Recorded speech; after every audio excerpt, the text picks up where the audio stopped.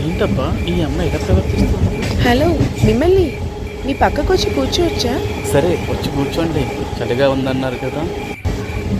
హో, thank you అండి, thank you so much.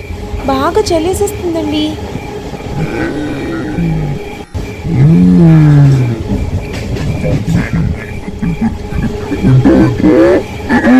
అయ్యో, మీ నిద్ర డిస్టర్బ్ చేశానా అండి?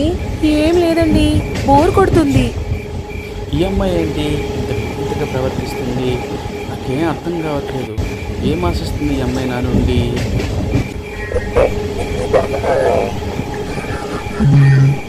ఆ!